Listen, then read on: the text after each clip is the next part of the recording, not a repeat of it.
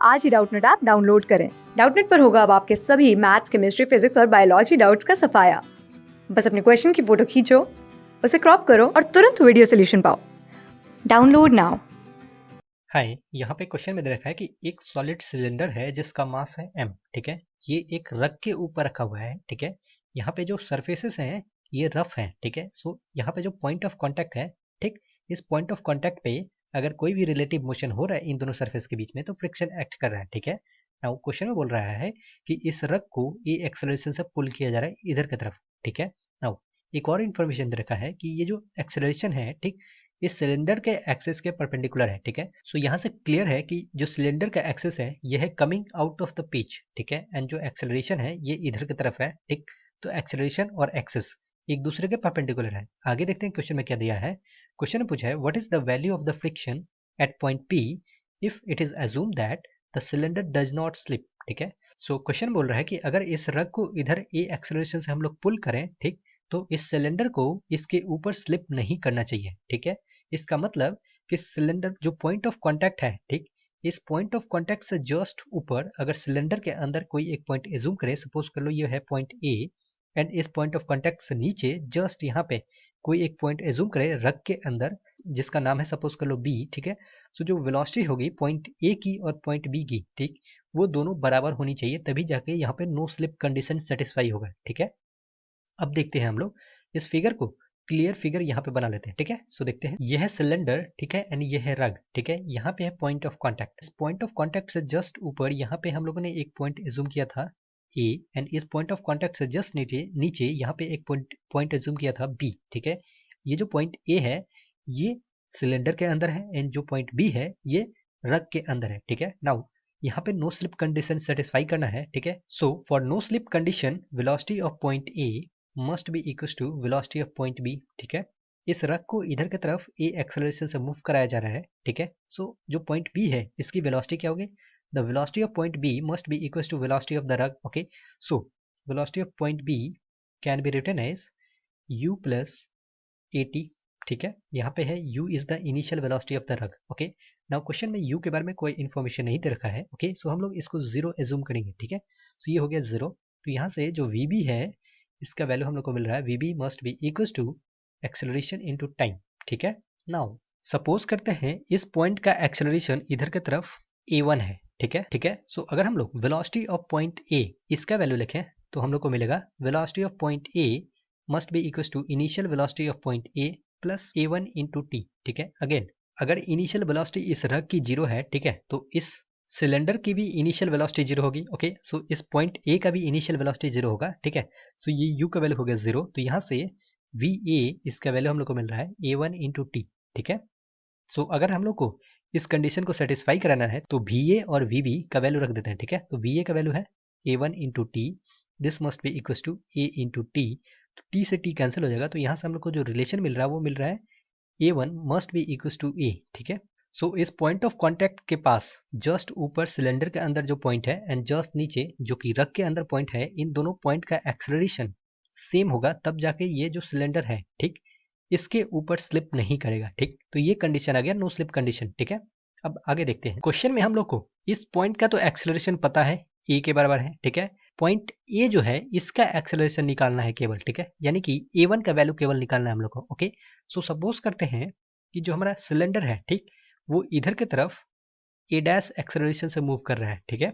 And इसके angular acceleration का value है अल्फा, एंड इसके एंगुलर वेलोसिटी का वैल्यू है ओमेगा, ठीक है। तो ये कंडीशन हम लोग एज्यूम कर रहे हैं। नाउ यहाँ पे अगर सिलेंडर के लिए इक्वेशन लिखें, ठीक है, तो सबसे पहले देख लेते हैं कि यहाँ पे जो फ्रिक्शन फोर्स है, ओके, उसका डायरेक्शन किधर होगा, ओके। सो देखते हैं यहाँ से सपोज करते हैं इनिशियली यहाँ पे फ्रिक्शन नहीं है, ठीक है। सो अगर फ्रिक्शन नहीं हुए तो क्या होगा कि अगर इस रग को इधर खींचेंगे तो ये रग इधर चला जाएगा, ये सिलेंडर यहीं का यहीं रहेगा, ओके। सो सिलेंडर के रेस्पेक्ट में ये जो रग है ये इधर जा रहा है अगर फ्रिक्शन नहीं है तो, ठीक है। सो फ्रिक्शन होता तो क्या करेगा, फ्रिक्शन इसके मोशन को अपोज करता है, ठीक। तो सिलेंडर इस रग के ऊपर इधर के डायरेक्शन में फ्रिक्शन लगाता, ठीक है, सो दैट कि ये जो रग है वो इधर ना जाए, ठीक। तो इसका जो रिएक्शन पेयर होता, ठीक, ये जो रग है, ठीक, इस सिलेंडर के ऊपर इस पॉइंट ऑफ कांटेक्ट के पास इधर के डायरेक्शन में फ्रिक्शन फोर्स लगा था, ठीक है।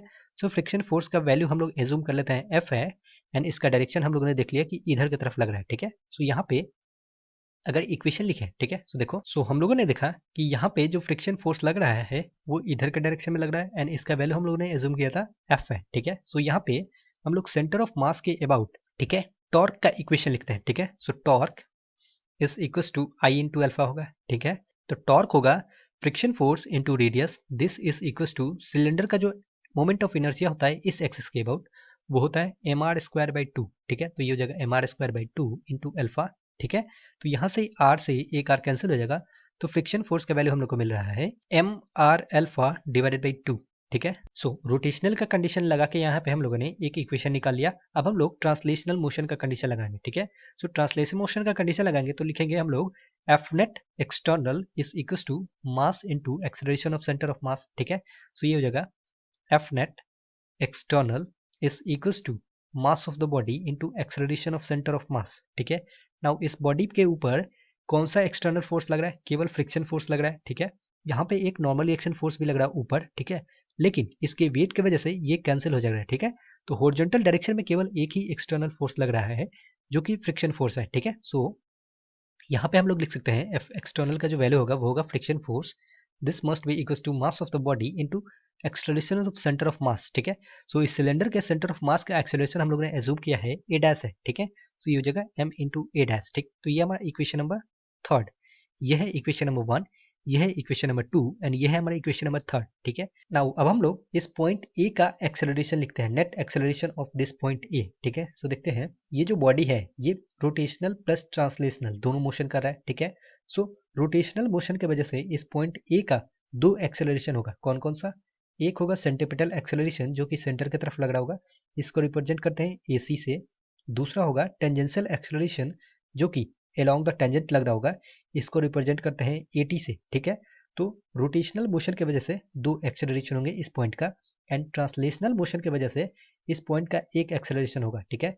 सेंटर ऑफ मास जिस एक्सेलरेशन से ट्रांसलेट कर रहा है इधर की तरफ, ये वाला पॉइंट भी केवल ट्रांसलेशनल मोशन का केस कंसिडर करें तो इधर की तरफ सेम एक्सेलरेशन से ट्रांसलेट कर रहा होगा, ओके। सो ट्रांसलेशनल मोशन के लिए इस पॉइंट का एक एक्सेलरेशन होगा इधर की तरफ एंड इसका वैल्यू होगा ए डैश के बराबर, ठीक है।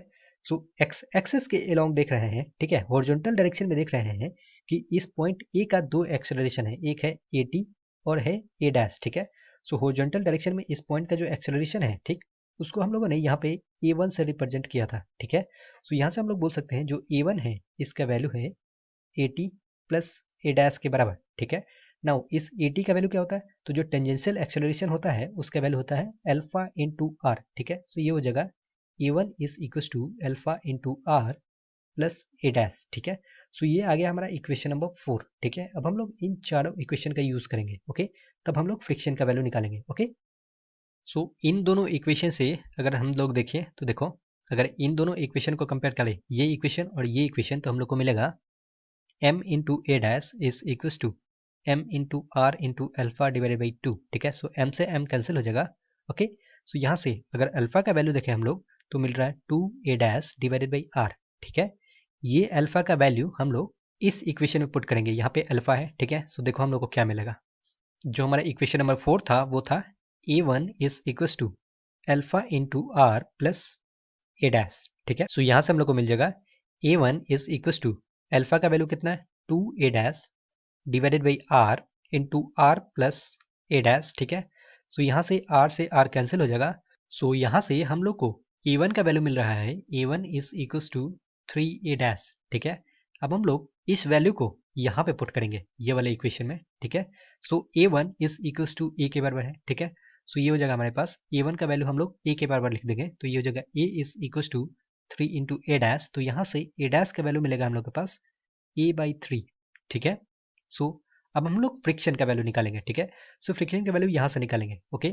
फ्रिक्शन का वैल्यू कितना है एम इंटू ए डैश, ठीक है।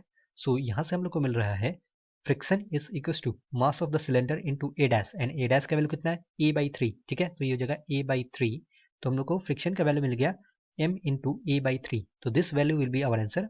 अगर ऑप्शन से मैच करेंगे तो करेक्ट आंसर होगा हमारा option number four. I hope you got it, thank you. Class 6 से 12 से लेके नीट, IIT, JEE मेंस और एडवांस के लेवल तक 10 मिलियन से ज़्यादा स्टूडेंट्स का भरोसा। आज ही डाउनलोड करें डाउटनेट ऐप या व्हाट्सएप कीजिए अपने डाउट्स 8400 400 400 पर।